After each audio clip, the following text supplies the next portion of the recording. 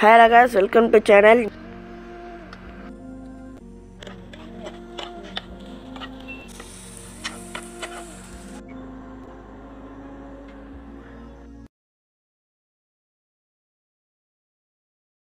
Hello guys, welcome to Maskman Samayal. இன்னைக்கான வீடியோல soya gravy with chapati தான் செய்ய போறோம். வாங்க எப்படி செய்யறதுன்னு பார்த்தலாம். அதுக்கு முன்னாடி அதுக்கு தேவையான இன்கிரிடியன்ட்ஸ் பார்த்தலாம்.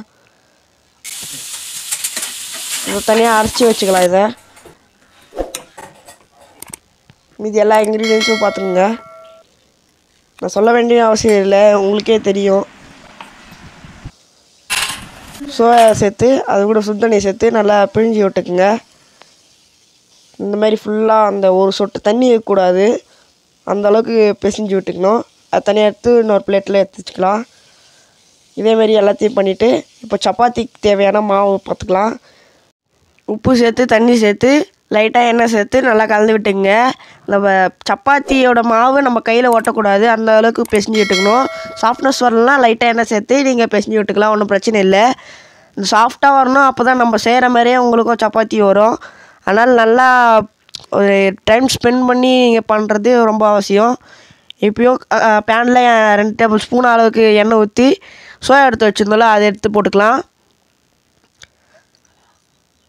அது கூடவே லைட்டாக சில்லி பவுடர் சேர்த்து நல்லா வதக்கி விட்டுக்கலாம். அதையும் அந்த கோல்டன் கலரில் வரணும், அந்த அளவுக்கு நீங்கள் வதக்கி விட்டு ஒரு பிளேட்டில் எடுத்து தனியாக வச்சுக்கலாம்.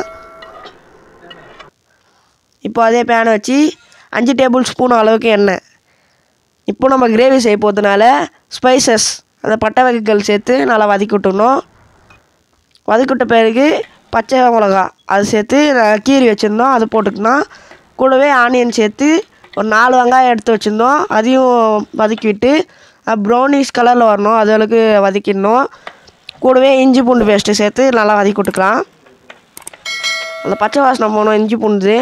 இப்போ ஏற்கனவே நம்ம கீழே சொல்லியிருந்தோம் அரைச்சி வச்சிருக்கோம் பேஸ்ட் அப்படின்ட்டு, அந்த பேஸ்ட் எடுத்து போட்டு நல்லா அதையும் வதக்கி விட்டுக்கணும்.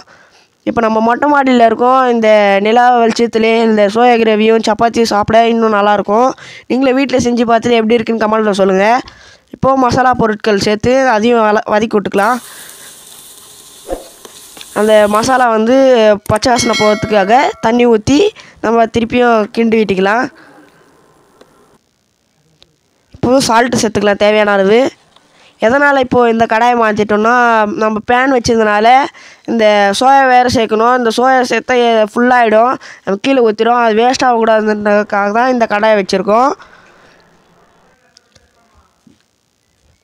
இந்த சோயா சேர்த்து நம்ம கிரேவி ரெடி பண்ணிக்கலாம். ஆல்மோஸ்ட் நம்ம கிரேவி ரெடி ஆகிடுச்சு.